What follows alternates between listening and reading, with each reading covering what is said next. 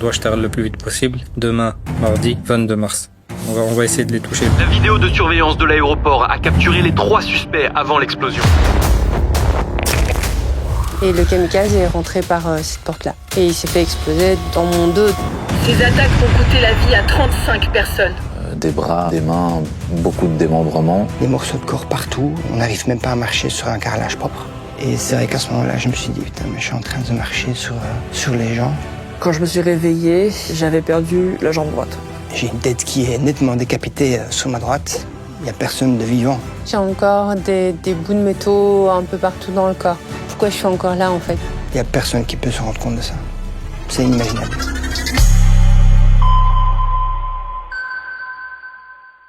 Bonjour à tous.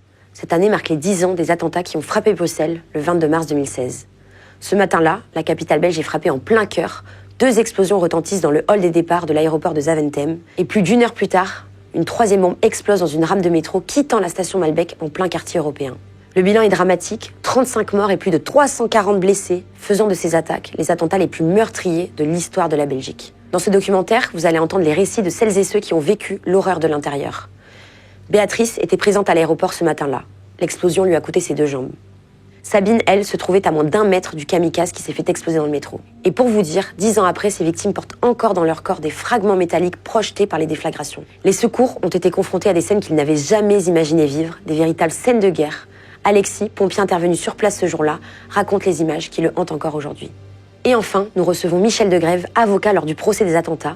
Il va revenir en détail sur les éléments de l'enquête, sur les coulisses du procès qui a duré plus de 9 mois. Je préfère vous prévenir, ce documentaire est difficile, mais c'était important pour nous d'en parler à Légende, pour comprendre, pour se souvenir, pour ne jamais oublier et surtout pour donner la parole à celles et ceux qui vivent encore avec les conséquences de cette journée noire. C'est tout de suite sur Légende. Le 22 mars, j'avais un vol prévu pour les États-Unis pour aller en vacances et à la nouvelle maison de mes parents en Floride. Je pense que mon vol était censé être autour de 9h, 9h30.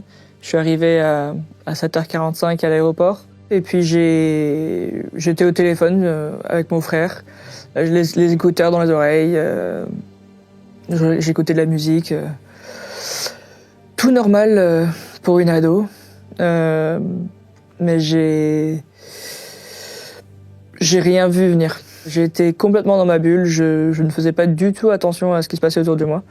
J'avais vraiment les écouteurs dans les oreilles, le nez sur le téléphone. Au moment des attentats, j'avais 42 ans et je me rendais sur mon lieu de travail.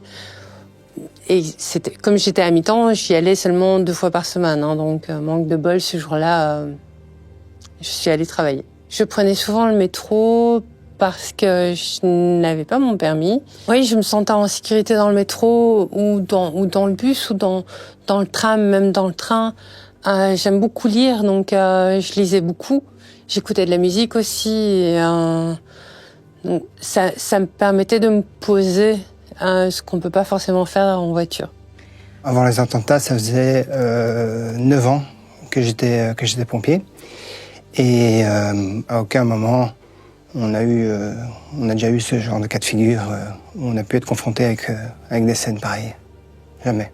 On a des scènes d'accidents qui sont parfois très terribles en intervention, mais ça n'a rien à voir avec la masse et l'aspect violent qu'est un attentat. À aucun moment on a été formé avant les attentats à ce genre d'intervention. Il y a un groupe de 3 terroristes qui vont partir d'une commune à Bruxelles qui s'appelle Schaerbeek. Ils vont prendre un taxi à 3 qui va les emmener jusqu'à l'aéroport pendant un trajet d'une bonne dizaine de minutes. Le taxi fera également dans son témoignage la remarque du fait que on sentait qu'il y avait des odeurs très particulières, des émanations très fortes, chimiques, c'est le mot qu'il a employé, qui en fait représentait les liquides de fabrication de la bombe qui coulaient sur le bas des sacs. Alors, ils vont descendre assez benoîtement du taxi, vont pénétrer dans l'aéroport et chacun d'entre eux va en fait charger son sac sur un chariot. C'est les chariots d'aéroport qu'on utilise normalement pour mettre les bagages et ils mettent leurs bagages comme si de rien n'était. Et à 7h58, la première explosion a pris un compte.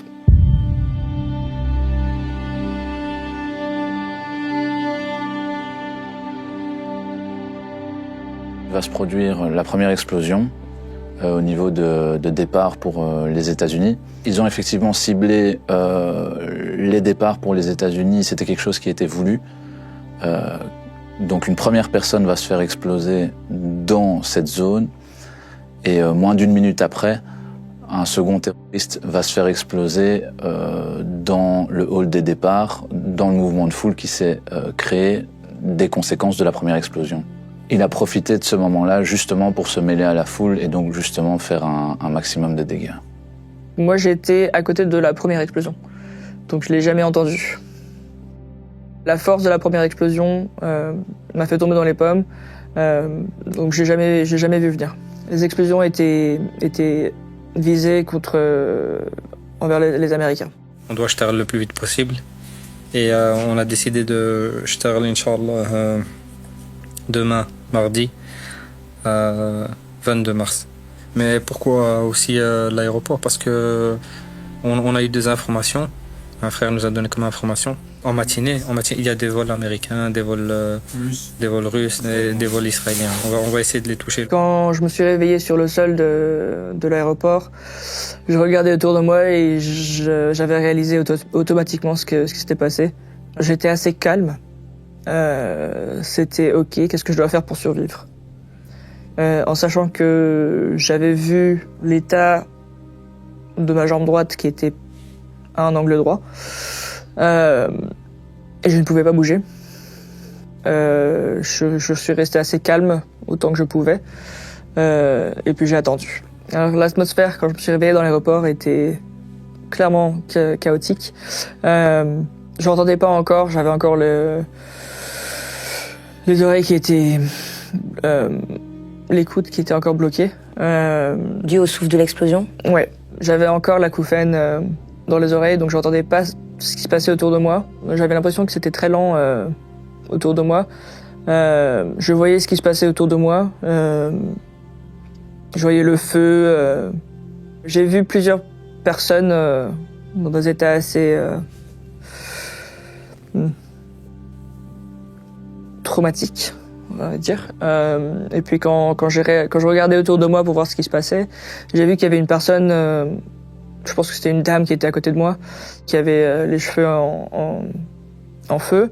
Mon premier réflexe c'était d'envoyer ma main et d'éteindre les flammes. J'ai une petite cicatrice sur la main, un petit rappel. Et puis je pense qu'elle avait remarqué qu'il y avait quelqu'un qui était là. Elle a levé sa main et par pur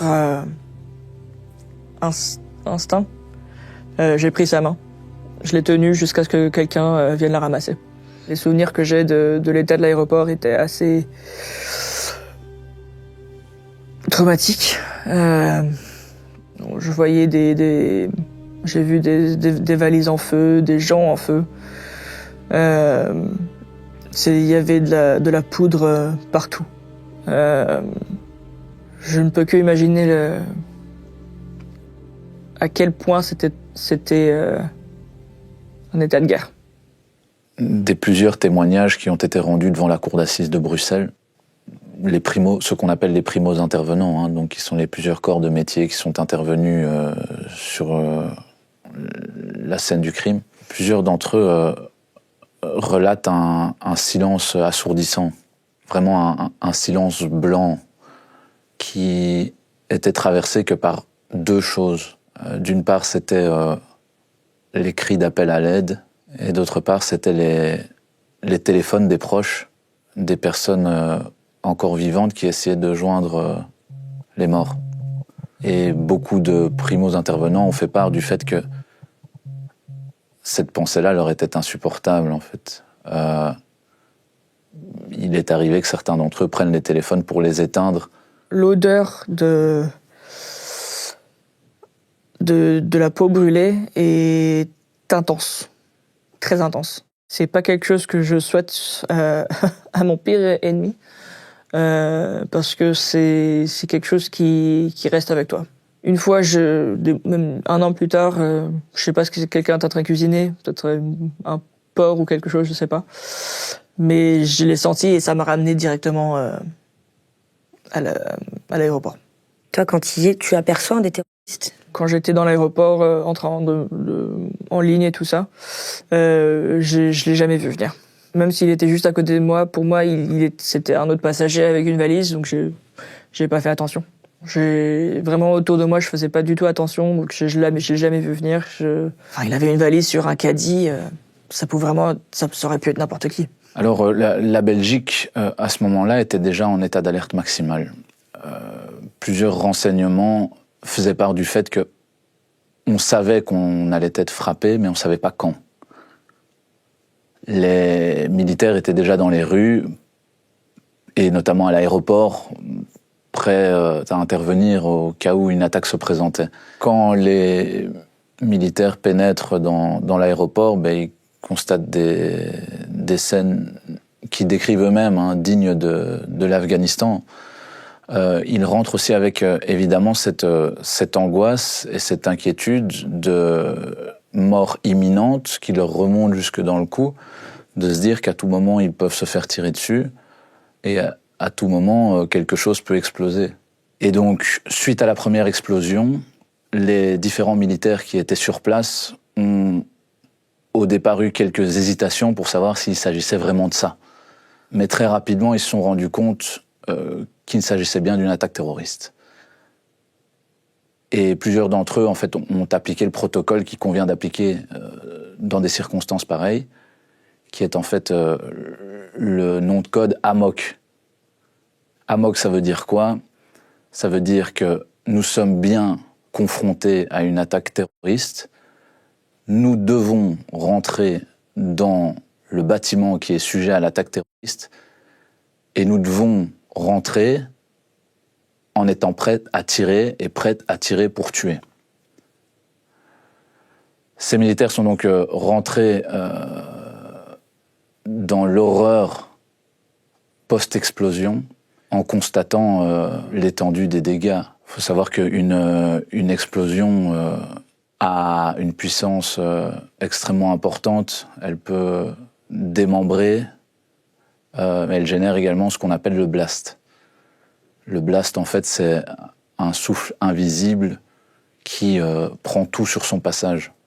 Et donc, ces militaires sont rentrés au plus vif de l'événement en constatant donc les nombreuses personnes qui étaient blessées, les nombreuses personnes qui étaient mortes, et ont dû intervenir comme ils ont pu. Alors oui, il y avait un protocole à appliquer, et c'est un protocole qui a été expliqué par beaucoup de témoins au moment du procès des attentats.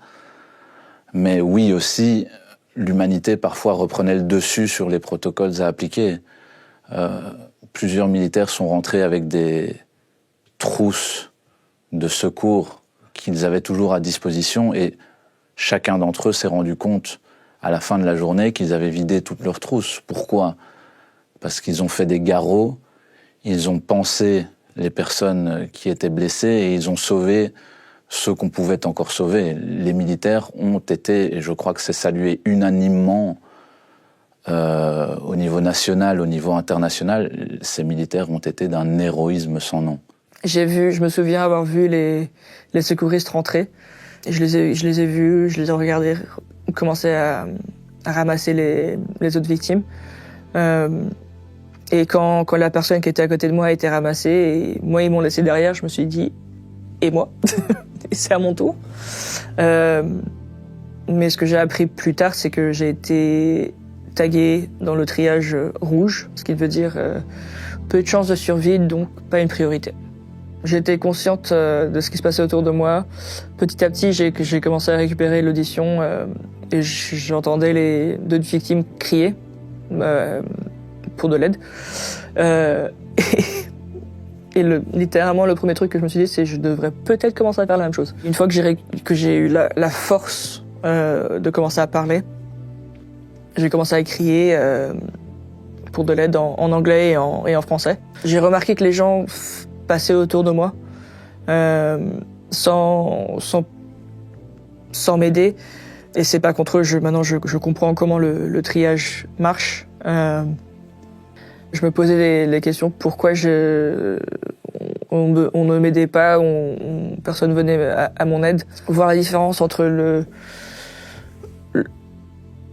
le noir du hall et la lumière du ciel.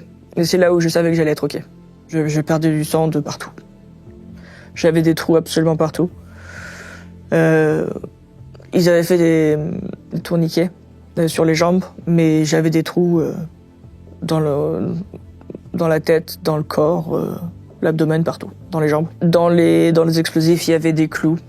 Il y avait plein de trucs. Moi, en fait, ce qu'on a appris, c'est que la majorité du shrapnel que j'ai reçu, c'était en fait le caddie. Le caddie qui portait la valise et les planches de métal qui entouraient la bombe.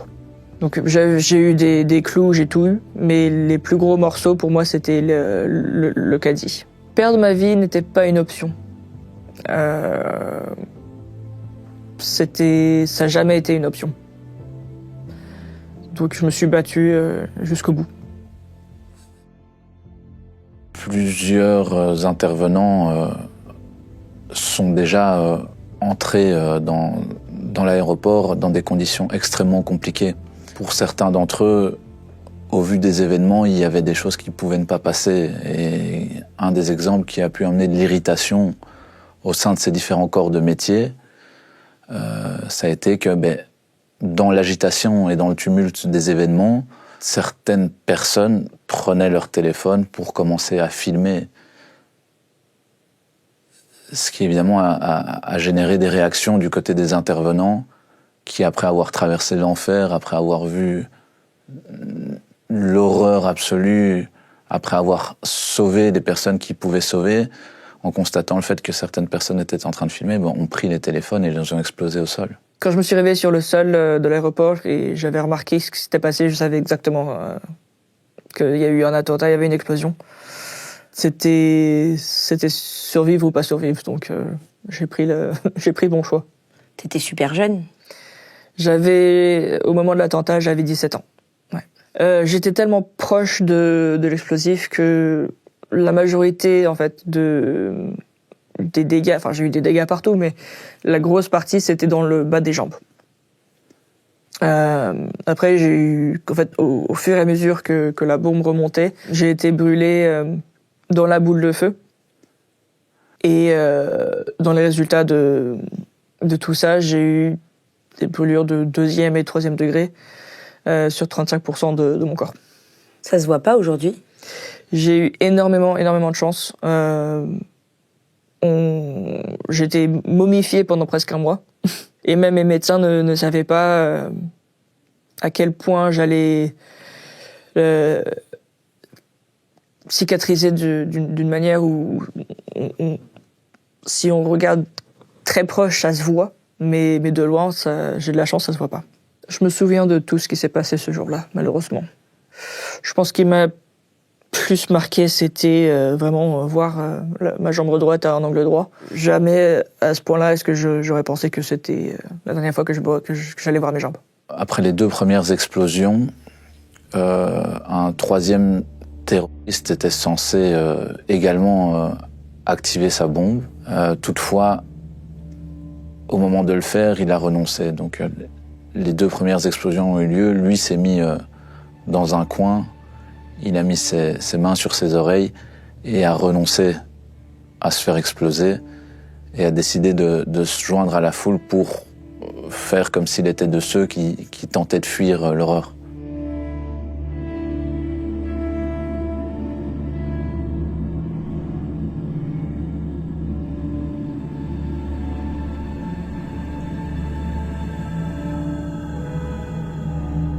Cet homme-là, il s'appelle l'homme au chapeau. Cet homme-là est celui qu'on a surnommé l'homme au chapeau. Alors, il n'a pas pour autant désactivé sa bombe, il l'a abandonné sur place. Les différentes unités militaires qui vont rentrer sur place vont toutefois être informées qu'il y avait bien une bombe qui était encore dans le hall des départs et vont donc s'en approcher pour tenter de la désamorcer.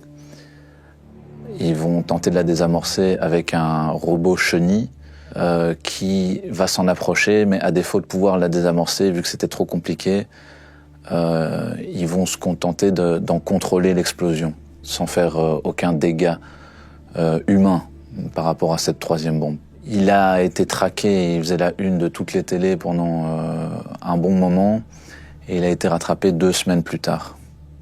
Il a également été jugé dans le procès des attentats de Paris, et il était également accusé dans le procès des attentats de Bruxelles. Il a été donc condamné dans le procès des attentats de Paris à la prison à perpétuité.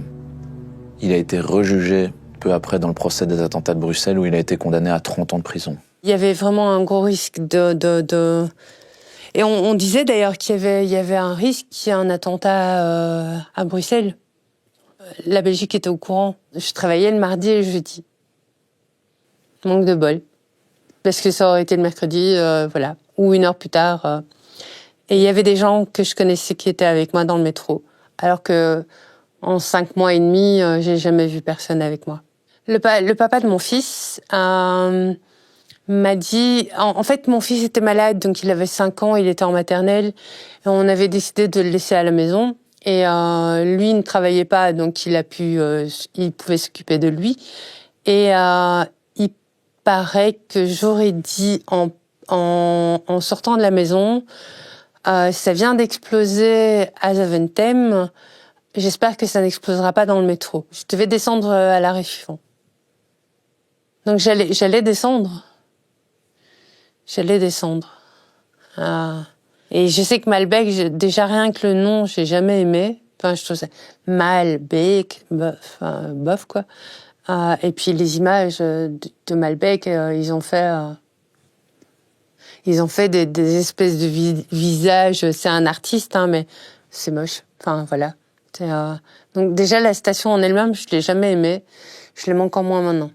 Pour commettre l'attentat dans le métro de Malbec, 2 terroristes vont partir d'une planque située à Etterbeek cette fois-ci. La station ne se trouvait pas très loin de la planque où ils se trouvaient, donc ils ont pu se déplacer à pied. Et après avoir confectionné les explosifs, ils les ont mis dans des sacs Décathlon. Et ils ont simplement marché jusqu'à la station de métro la plus proche, avec une simplicité assez déroutante, parce qu'on voit que l'un d'entre eux, sur le chemin pour se rendre à la station, va carrément demander à un passant en anglais où se trouve la station de métro la plus proche. Et donc ils vont marcher jusqu'à la station de métro Pétillon. Un premier terroriste qui est grimé comme un écolier. Il a teint ses cheveux en blond pour pas qu'on le reconnaisse, parce qu'il savait qu'ils étaient recherchés les jours précédents. Il a un cartable, il a un côté un peu scolaire. Mais ce premier terroriste va rentrer dans un métro.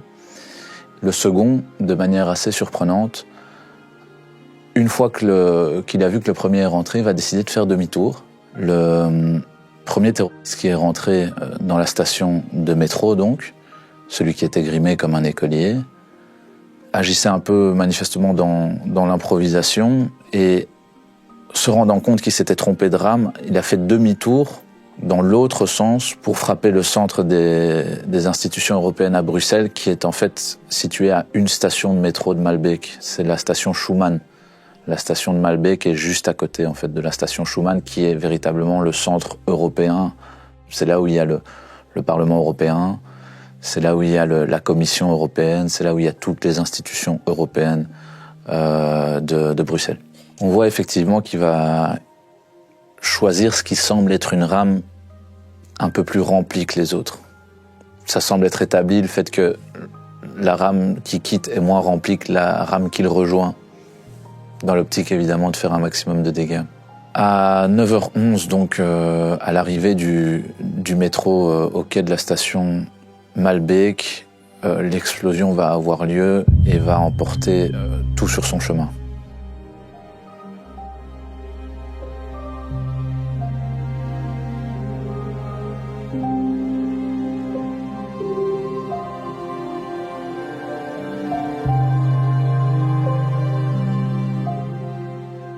La police a donné l'occasion aux victimes d'aller se voir dans le métro.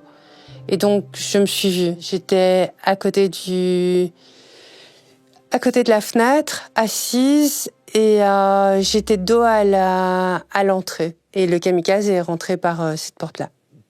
Et il s'est fait exploser dans mon dos, donc 1,5 mètre, quoi. Vraiment très, très près. C'est toujours maintenant, j'arrive pas enfin, je comprends pas pourquoi je suis encore là, en fait. J'étais couchée. J'avais le dossier des sièges sur le dos. Alors, on pense que peut-être les sièges m'auraient protégée. Et il y a une autre version qui dit non seulement les sièges m'ont protégée, mais il y avait peut-être quelqu'un qui était devant le kamikaze et qui m'a protégée aussi quelque part, mais que cette personne est morte. Au moment où moi j'arrive sur le quai, on est tout seul avec mon collègue et moi. Donc mon collègue était juste derrière moi. On marche sur le quai. Et c'est seulement quand j'arrive au bout du quai où là, je rencontre le personnel d'un autre poste avancé qui descendait au même moment. Et ce qui me frappe, c'est que au fur et à mesure où je descends les escaliers, c'est comme si tous les bruits s'assourdissaient autour de moi. C'est très étonnant. C'est comme si des bouchons se mettaient dans mes oreilles de plus en plus fort. Et donc c'est à ce moment-là que voilà. Au bout de l'escalier, je vois l'envers du décor. Ce qui me surprend le plus au moment où j'arrive en bas des escaliers, c'est vraiment ce silence. C'est une légère fumée. J'ai une vision, j'ai vu tous les néons qui sont allumés dans une sorte de pénombre comme ça, avec des néons qui scintillent un petit peu. Mais c'est un silence qui est très effrayant. Ce que j'ai vu, je le vois vraiment comme dans un film au ralenti. C'est à partir du moment où je pose les pieds sur le quai, la première chose qui me frappe, c'est que j'ai une tête qui est nettement décapitée sur ma droite. Un corps comme si on avait arraché toute la colonne. Un corps qui était en train de fumer, comme si il fumait. Un peu plus loin, il y a des déchets, il y a des viscères partout, il y a des morceaux de corps partout. On n'arrive même pas à marcher sur un carrelage propre. Et c'est vrai qu'à ce moment-là, je me suis dit, putain, mais je suis en train de marcher sur les gens. Et ça continue comme ça tout le temps. C'est que ça tout le temps, tout au long où on marche. Et donc je sens que je suis vraiment absorbé par tout ce que je vois. J'ai la rame qui est à gauche, qui est éventrée comme une énorme boîte de conserve. C'est avec des corps emmêlés dans les chaises, dans les poteaux. Personne ne bouge, pas un cri, pas un mot, il n'y a rien. Et puis c'est au moment où le personnel du poste avancé arrive que j'arrive à me reprendre et que je dis, écoute, on n'a rien à faire ici, il faut qu'on remonte. Tu te rappelles ce que tu dis à ton collègue, ce que vous vous parlez en découvrant la scène d'horreur? Alors avec mon collègue, on ne se parle pas du tout. Ce qu'il y a, c'est que la scène est tellement effrayante, impressionnante, que on est muets tous les deux. Lui, il marche derrière moi. Et c'est seulement au moment où je me rends compte qu'on est inutile parce que il n'y a personne de vivant, que je me retourne vers lui et je lui dis, écoute, ici, on sert à rien, il faut qu'on remonte. Et en plus, j'ai le sac d'intervention sur le dos, donc il faut qu'on remonte pour aller aider les autres qui sont en haut. Et il y a quelqu'un qui est passé, alors je pense que c'est un pompier, mais je suis pas sûre non plus, et qui a pensé que j'étais morte. Et donc on ne m'a pas prise à ce moment-là. Et il y a un deuxième pompier, et c'est lui qui a vu que j'étais vivante et qui m'a sortie du métro. Mais j'étais dans le coma. Alors il faut imaginer juste que le métro, c'est comme une boîte de conserve qui a explosé. Les sièges sont tous dans tous les morceaux. Il y a des morceaux de corps partout, des morceaux du sang partout, de la suie partout. On voit rien en fait. Tous les intervenants, quels qu'ils soient, pompiers, médecins, peut-être la police, les militaires, ça je ne sais pas, mais enfin voilà, ils sont pas habitués à tout ça. Je ne me souviens de rien, ni de l'explosion, ni de l'odeur, ni du bruit, ni ni de toutes les victimes ont vu, en fait, parce que j'ai parlé avec beaucoup de victimes et je sais que elles ont vu des choses horribles, en fait. Et quand ça a explosé, je suis tombée dans le coma tout de suite. J'ai pas eu le temps de ni mon ouïe, ni mon odorat, ni ma vue n'ont eu le temps de se mettre en route et aucun souvenir ne sont notés. Ce qui a créé un nombre aussi important de personnes blessées, c'est qu'en fait, les charges explosives étaient remplies de différentes vis et écrous et plein d'objets en métal qui, avec le souffle de l'explosion, étaient projetés sur les personnes et faisaient des dégâts considérables.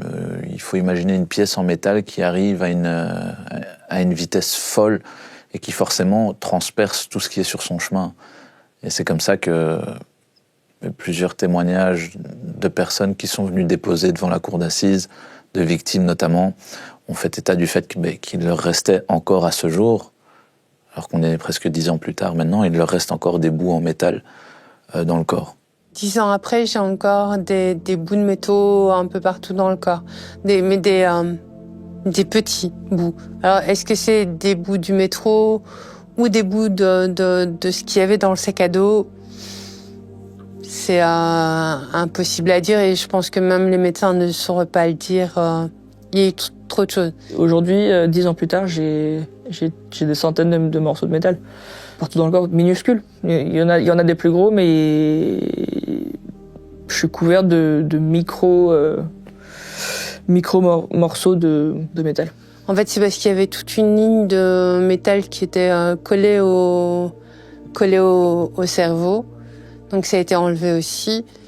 Là, j'ai gardé le morceau de métal qui a été enlevé. C'est toujours des suppositions parce que on n'était pas là, mais on pense que c'était au niveau de ce qui était dans le sac qui a explosé. Maintenant, ils disent ça aurait pu être aussi des morceaux du siège qui étaient en face de moi. Voilà, donc c'est pour ça que je dis aussi que j'ai de la chance dans ma malchance. Déjà, je me souviens pas, donc je dois pas me battre contre toutes ces images. Parce que quand on me les raconte, waouh, j'aurais pas voulu voir ça. Je voudrais me souvenir de certaines choses, mais pas ça. Pas l'explosion, mais juste avant, les gens avec qui j'étais. J'ai toujours pris le métro toute seule. Et cette fois-là, j'étais avec 2 personnes que je connaissais. Pourquoi pas les autres jours, en fait? Il y aura toujours un avant et un après, clairement. On n'est plus les mêmes, en fait. On aurait pu croire que dans des moments comme ça, les gens courent, cherchent des issues ou se manquent peut-être de courtoisie pour pouvoir s'enfuir. Mais à l'inverse, la chose est tellement inenvisageable que le sentiment qui prédomine, c'est la sidération. Un état de sidération, en fait, c'est être blême, silencieux et blanc, et en fait ne pas comprendre ce qui vient de se passer. On voit que dans cet état de sidération et dans une courtoisie assez déroutante, en fait, les personnes qui sont encore dans la rame, pas dans les rames où a eu lieu l'explosion, mais dans les autres, en fait, font une sorte de file indienne pour essayer d'enjamber la vitre qui a explosé, passer un à un sans précipitation. Et c'est vraiment quelque chose qui est assez descriptif de ce que représente un état de sidération. Le but de cette explosion, c'était de faire un maximum de dégâts. Je suis pas sûre que c'était de tuer, en fait. Parce que, quelque part, il n'y a pas tant de morts que ça. 17 sur 50 personnes qui étaient dans un seul wagon, alors qu'il y avait 3 ou 4 rames. C'est tout le métro qui aurait pu exploser. Ce qu'il y a, c'est qu'il n'y en avait qu'un qui était là. Normalement, ils étaient 2. Moi, j'étais tellement proche du kamikaze que j'ai eu pas mal de séquelles. J'ai commencé par le bas, ligament croisé déchiré, hanche déboîtée à gauche. Le ligament croisé, c'est à gauche aussi. Main brûlée au 3e degré, ils ont dû faire une greffe de peau. Ils ont pris un morceau sur ma cuisse gauche. Vertèbre déboîtée. J'ai fait un pneumothorax Par contre, c'est au niveau de la tête que j'ai été le plus touchée. Donc, il y a eu les vertèbres, la mâchoire qui a été déboîtée aussi, les tympans qui ont explosé. J'ai des appareils auditifs pour l'instant.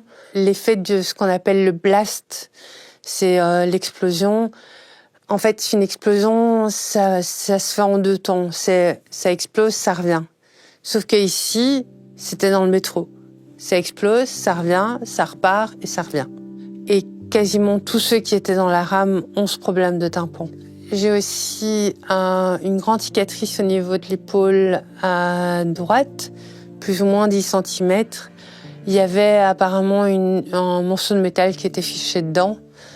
Et puis par après, au niveau de la tête, il y a des morceaux de métaux un peu partout. Et j'ai 3 grandes cicatrices sur le front. Celle du milieu était bleue, comme Harry Potter en fait. C'est parce qu'on m'appelait comme ça. Celle-ci était très creuse. Je pouvais mettre mon doigt dedans, tellement on sentait le creux. Et celle-là aussi était très creuse. L'explosion dans le métro était différente évidemment de l'explosion à l'aéroport, puisque l'explosion dans le métro avait lieu dans un endroit plus confiné. Et c'est une force tellement puissante qu'au moment de l'explosion, il y a un mur à l'extérieur de la station de métro qui s'est effondré. C'est donner une idée de la puissance de ce que représente une explosion. Tous les portiques aussi s'étaient ouverts et avaient activé les alarmes. L'ironie du sort, évidemment, c'est que la tête du kamikaze a roulé jusque le socle d'une benne à ordures sur le quai de la station. Bruxelles, c'est pas très grand, donc on a tous, dans notre entourage, à Bruxelles en tout cas, on connaît tous de près ou de loin quelqu'un qui a été directement affecté par les attentats de Bruxelles. Le moment où moi j'arrive avec le blessé que moi j'avais sorti de la rame, j'arrive dans ce local que le médecin avait trouvé et on a les blessés les plus graves qui sont dans ce local-là. Ce que j'ai pu faire, c'est on retombe vraiment sur ce qu'on connaît ou sur ce qu'on croit devoir faire à ce moment-là. Et donc il faut absolument pouvoir retomber sur ses pattes et retrouver le b.a.-ba. On a eu de la chance, c'est que quelques semaines avant, on avait un militaire qui fait partie de l'équipe médicale militaire, qui était venu en stage chez nous et qui nous avait montré comment leur protocole fonctionnait en cas de blessure de guerre. Et donc j'ai reproduit exactement la même chose. Seulement lui, il n'y avait pas une goutte de sang nulle part. Je ne trouvais rien du tout. Et donc rapidement, je me rends compte qu'en fait, il a une grosse hémorragie au niveau de l'abdomen. Et que sa tension, elle est très très basse. Donc c'est une urgence absolue.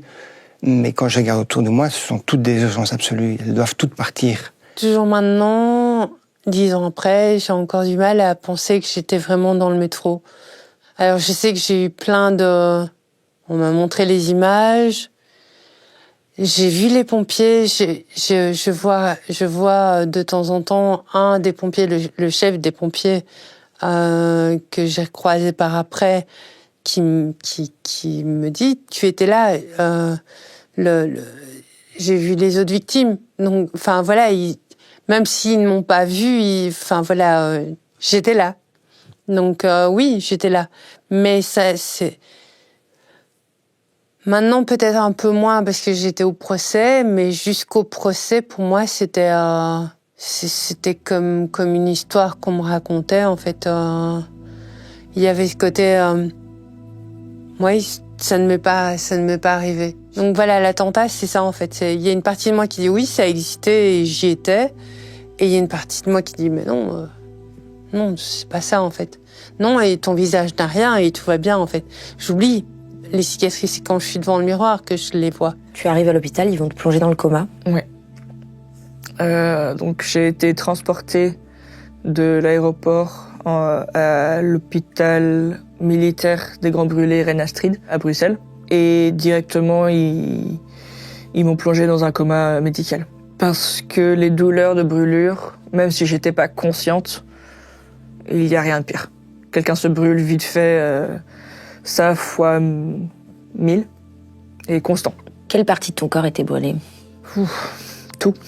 Mon visage, mon torse, mon abdomen, mes jambes. Le seul truc qui n'a pas été brûlé, c'était mes bras et mon dos.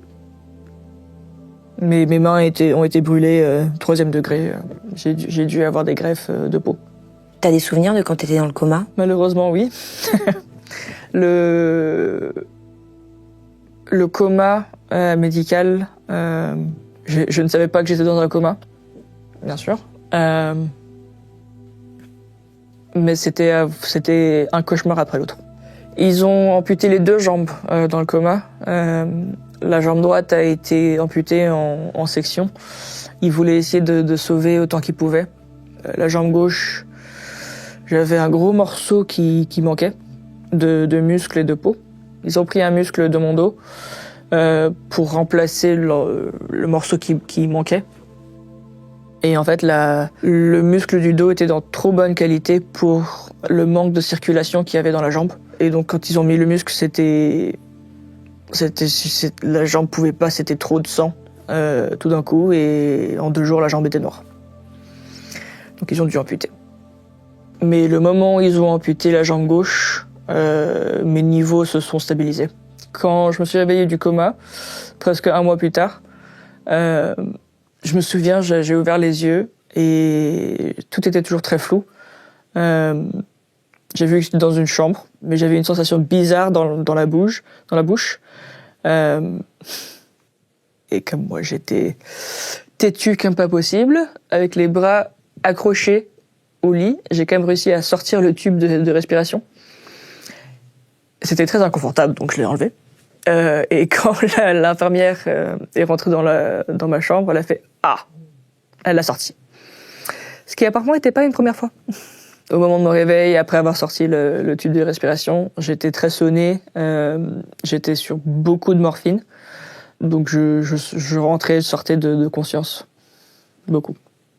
Tu réalisais que t'étais victime d'attentat? De ce qu'on m'a dit, c'était le directeur du soins intensifs de Brûlé qui est venu dans ma chambre, qui m'a expliqué ce qui s'était passé. Mais ça, j'ai aucun souvenir. Alors le jour même, la réaction des secouristes, des pompiers, je pense que ça a été exemplaire. Parce que on a tous fait notre travail, on a tous laissé une partie de notre vie là-bas. On a tous été blessés dans l'âme, on a tous été... Moi, je sais pertinemment bien, je parle pour moi, il y a une partie qui s'est éteinte là-bas. C'est très cru à dire, mais 10 ans après, le fait de raconter ces choses-là, je les raconte pas souvent, il y a juste avec ma psy. Mais c'est des choses qui sont... c'est inimaginable comme c'est compliqué à gérer. Et donc, on n'a pas été blessé physiquement, mais les gens ne se rendent pas compte à quel point les secouristes, les pompiers ont été blessés dans leur âme par cette intervention. Alors, qui n'a pas duré 4 heures, hein. On est resté 1h30. Mais les réactions ont été, en fonction des personnes, ont été très très différentes. On a eu pas mal de gens qui ont arrêté, qui ont démissionné, chose qui s'était jamais vue chez nous. Quand on est chez les pompiers à Bruxelles, on y reste toute notre vie. Donc ce trauma psychologique, il y a personne qui peut se rendre compte de ça. C'est inimaginable. Le procès des attentats de Bruxelles a eu lieu au mois de septembre 2022. Donc il a pris place à peu près 7 ans après la commission des attentats. Il y a eu un petit délai supplémentaire qui s'est observé parce qu'en fait, il y a plusieurs des personnes qui étaient accusées dans le procès des attentats de Bruxelles qui étaient également accusées dans le procès des attentats de Paris. Je pense à Salah Abdeslam, je pense à l'homme au chapeau. Et il se murmure que les autorités françaises avaient à cœur de d'abord juger les attentats de Paris avant que soient jugés les attentats de Bruxelles. C'est ce qui justifie qu'il y a eu un léger délai d'écart. Alors combien de temps Le procès a duré, ça a été, je pense, un des procès les plus importants de l'histoire de Belgique, puisqu'il a duré à peu près 9 mois. 9 mois d'audience, du lundi au jeudi, qui se tenait de 9h à 18h, donc un rythme d'audience tout à fait inédit et particulièrement effréné. Au procès des attentats de Bruxelles, on a eu cette politique assez tranchée de vouloir montrer l'horreur en images. C'est un choix qui n'a pas été adopté pour le procès des attentats de Paris, où on a peut-être été plus pudique en se cantonnant à représenter l'horreur par le son, en diffusant les bandes sonores de ce qui avait pu se passer pendant les attentats de Paris.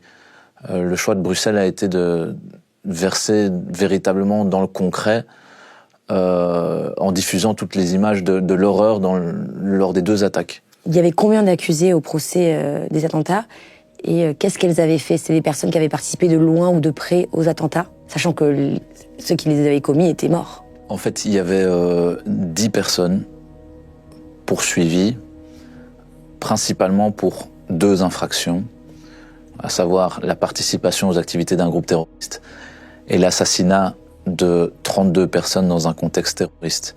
C'était majoritairement les infractions qui étaient retenues contre les 10 accusés. Les kamikazes des attentats de Bruxelles n'étaient pas repris dans les accusés. Toutefois, on avait des personnes qui ont contribué à la cellule, qui ont été jugées, et c'est de ça dont ils devaient répondre. Alors, qu'est-ce qui leur était reproché? Certains d'entre eux, on leur reprochait d'avoir participé, par exemple, à la confection des explosifs, puisque les explosifs ont été fabriqués dans différentes planques. Plusieurs de ces personnes ont été cachées, chercher du matériel pour fabriquer les bombes. Ça va de l'acide sulfurique au bac, aux sacs différents. Et donc, on contribué à l'organisation et à la préparation des attentats.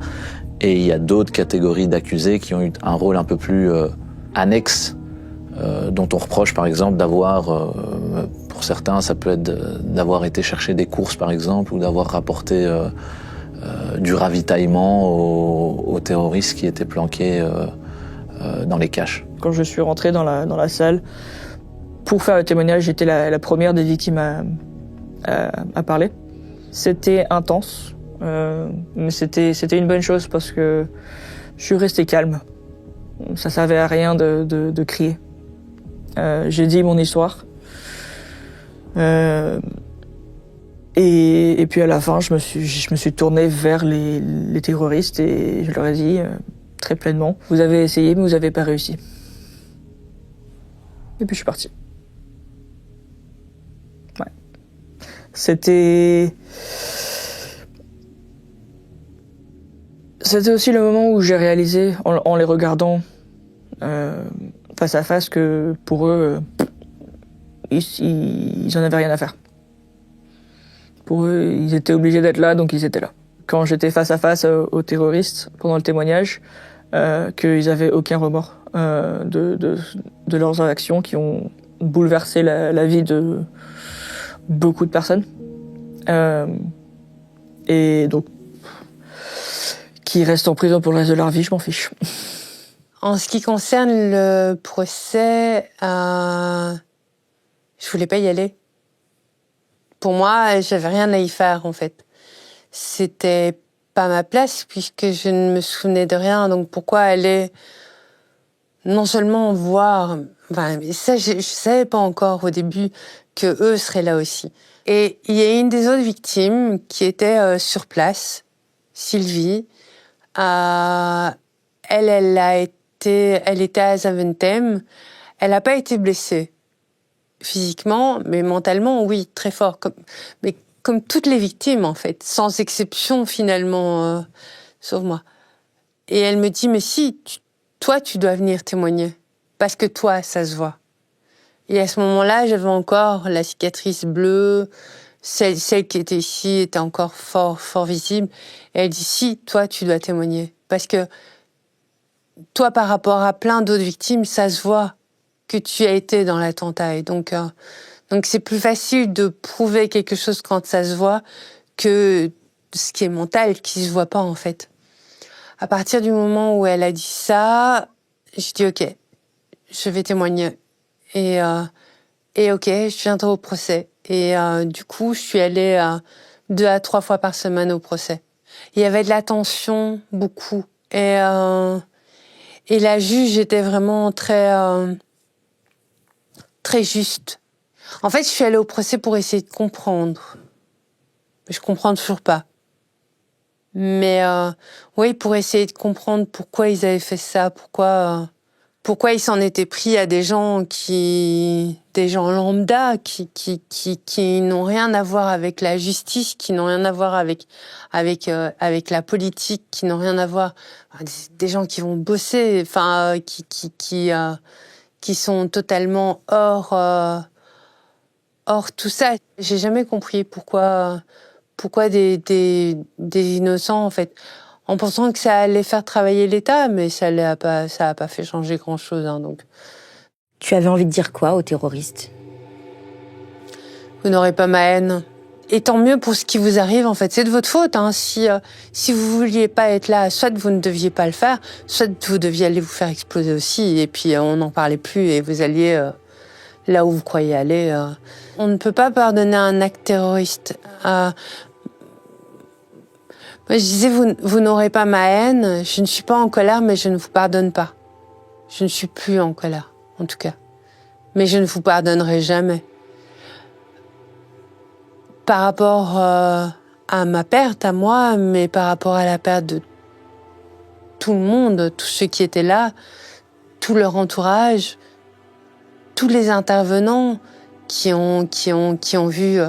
Il y a un pompier qui vient de se suicider encore, et ça fait 10 ans.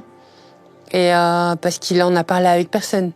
Et parce qu'il a gardé tout pour lui, et à un moment donné, ça a explosé. En cours d'audience, les enquêteurs nous ont fait état de ce qu'ils avaient découvert. Et on a retrouvé notamment un ordinateur qui a été capital dans une poubelle à côté de la planque où il se trouvait un Scarbeck. On a retrouvé également des clés USB qui ont été très importantes par rapport à l'enquête parce que c'était tous des éléments qui nous montraient des plans sur les attaques, notamment à Paris et également à Bruxelles par la suite. Dans les divers matériels informatiques qu'on a retrouvés, on a retrouvé des testaments qui ont été enregistrés par les futurs martyrs, tant pour les attentats à l'aéroport que pour les attentats au sein de la station. Et les enquêteurs ont fait le choix de diffuser ces testaments en audience. Le moment où les testaments ont été diffusés dans la salle a été également un moment assez particulier pour tous les acteurs présents au procès, puisque autant on avait entendu parler de ces personnes-là pendant tout le procès, on savait ce qu'ils avaient fait, on connaissait leurs déplacements, mais une chose assez rare, c'est qu'on nous avait jamais restitué jusqu'à présent le son de leur voix. Et c'est vrai que de les entendre apportait une forme de tridimensionnalité, une forme de concret de leur personne, puisqu'on les entendait comme s'ils étaient à côté de nous. Et c'est vrai que c'est un moment où la salle a été assez glacée d'entendre ces messages d'adieu, oui. Il n'y a pas un jour où j'y pense pas 10 fois. C'est tout le temps. Puisque ça fait partie de ma vie. Dès que je me saisis, dès que j'entends certaines choses aux infos, dès qu'on passe dans certains endroits à Bruxelles. Et puis ce sont des images d'Aram qui sont bien là. Hier encore, t'étais chez la psy. Oui. Ouais, quand je lui ai dit que j'allais raconter ce qui s'est passé, elle m'a regardé avec de grands yeux, puisqu'elle sait que j'en ai jamais parlé à personne, en tout cas pas en détail, même entre les collègues. Entre les collègues, on sait ce qu'on a vécu, mais on ne se l'est jamais raconté comme ce que je viens de dire, ce que j'ai raconté, je l'ai jamais dit. Donc oui, il faut continuer à gérer au quotidien. J'y pense tous les matins. Les attentats ont changé ma vie. Quand je me réveille et que je vois pas de jambes, je dois me mettre dans mon fauteuil et commencer ma journée comme ça, c'est un rappel tous les jours. Mais c'est aussi un rappel que je suis toujours là. J'ai eu une chance que d'autres n'ont pas eu. Et c'est quelque chose que je prends très en compte. Encore maintenant, s'il y a un bruit soudain derrière moi auquel je ne m'attends pas, je le sens dans tout mon corps. Les endroits publics, les gares où il y a vraiment beaucoup de monde, c'est très très compliqué. Les restos, les concerts, on ne parle même pas, c'est juste pas possible. Ça a un impact pour moi, ça a eu un impact, et ça a encore un impact au quotidien. Et ça, je pense que les gens ne le savent pas, ça. Les gens ne le savent pas. Alors, ils ne doivent pas porter notre fardeau, mais il y a beaucoup de mes collègues et de mes amis qui ont laissé pas mal de plumes. Ce qui est très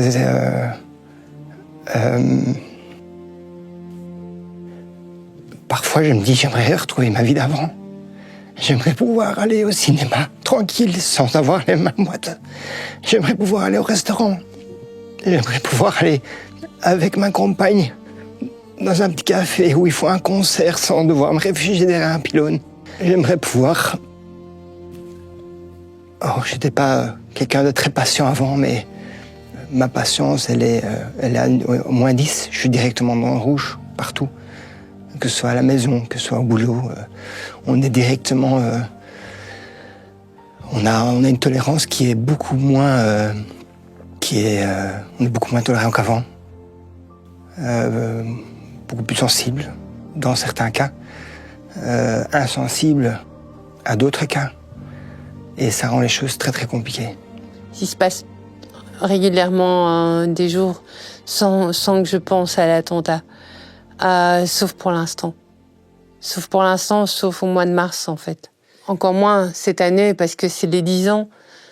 Avant le mois de mars, j'étais irritable, je me mettais facilement en colère, ou je pleurais facilement. Enfin, mes émotions étaient exacerbées sans que je comprenne pourquoi au départ. Je comprenais pas pourquoi, dès le 1er mars, il y avait... comme ça, une explosion. Maintenant, ça va mieux. Cette année, ça va mieux. C'est aussi pour ça que je pense que je suis ici. C'est aussi pour ça que j'arrive à me dévoiler sans crainte, en fait. Et en acceptant, je suis comme je suis. Et si on m'aime pas, on s'en va. Voilà. Émotionnellement et professionnellement, c'est une rigueur de tous les jours et c'est une épreuve extrêmement difficile à surmonter. Même pas que moi, mais la plupart des avocats ne sont pas ressortis indemnes d'un procès pareil. Et que nous aussi, on a eu des marques indélébiles de tout ce qui s'est passé, de tout ce qu'on a vu, des souvenirs qui resteront pour toujours. Et c'est pour ça que je peux regretter évidemment parfois qu'on cherche à créer des différences entre tous les acteurs qui étaient sur place, entre les avocats de la défense, entre les avocats des parties civiles, entre les jurés, entre les journalistes, entre les parties civiles à proprement parler, alors qu'au final, je pense qu'on s'accorde tous pour dire qu'on a tous souffert de la brutalité de ces attaques et qu'on en a tous gardé une trace indélébile et pour toujours. Beaucoup de personnes, de pompiers, il faut également parler du corps médical qui est intervenu sur place, ont littéralement sauvé des vies. Beaucoup de ces primo-intervenants sont de véritables héros qui, malheureusement, encore aujourd'hui, portent les stigmates de l'intervention qu'ils ont fait le 22 mars. Pour terminer, enfin, qu'est-ce que tu aimerais que les gens se souviennent sur ces événements ? Je pense que c'est véritablement un jour qui restera ancré dans les mémoires pour toujours, tant pour ceux qui ont été les témoins directs des attentats, que pour ceux qui ont participé au procès. Ce sont des scènes d'horreur que personne n'oubliera. Je pense toutefois que la justice belge a été très digne dans sa manière de rendre la justice, en ne transigeant jamais sur les garanties procédurales, en ne transigeant jamais sur ses valeurs, et a pu rendre un jugement nuancé et tout à fait digne d'un état de droit. Je pense pas qu'on guérit véritablement des atrocités qui sont passées, mais en tout cas on peut par les réponses qui sont apportées, par le déroulement du procès, par le fait que plusieurs des accusés ont parlé notamment sur ces événements-là et par le dialogue, permet peut-être en tout cas d'apaiser un peu les douleurs aiguës auxquelles se sont exposées ces personnes. Alors j'aimerais que les gens se souviennent que la vie est courte et qu'elle est super importante, que les gens qui sont autour de nous, en tout cas ceux qu'on aime,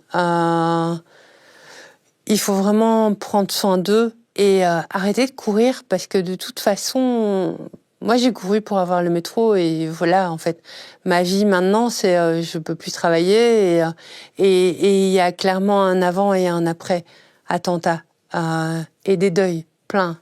Il y en a eu plein et donc il y en aura peut-être encore.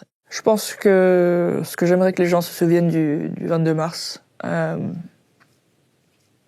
non seulement les personnes qui ont perdu leur vie, mais les survivants qui sont toujours là, qui se battent tous les jours pour toujours être là. Et je sais personnellement que c'est pas facile. On est beaucoup qui sont toujours là. Et moi, personnellement, en tout cas, j'essaie de faire de mon mieux pour vivre une vie heureuse, pour aider les autres. Tous les jours, j'essaie de trouver un sens pour m'aider moi-même et pour aider les autres. Parce que je ne souhaite à personne ce que moi et les autres survivants ont dû endurer pendant ce jour-là et les jours après. Ça pèse toujours sur le cœur, même 10 ans plus tard. Ce qu'on se souviendrait de 2016, c'est que... ça, c'est une question très compliquée. Je peux pas parler à la place des autres. Je peux uniquement parler pour moi et les secouristes et les pompiers qui ont vécu la même chose que moi. C'est que nos vies ont été partiellement détruites également et que nous on n'oublie pas et que c'est quelque chose qui reste très très compliqué à gérer au quotidien et que c'est pas parce que on va tous les jours au boulot et qu'on a la banane et qu'on fonctionne encore très très bien que pour autant la nuit ça se passe nickel, qu'à la maison ça se passe nickel, que certaines interventions qui nous ramènent 10 ans en arrière peuvent faire tout voler en éclats. En tout cas, merci à tous d'être venus sur Légende. C'était important pour nous de parler et de laisser une trace dans l'histoire sur ce qui s'est passé ce 22 mars 2016. Merci Lola, merci Léandre, merci à toutes les équipes. Merci de m'avoir écouté. Avec plaisir. Merci.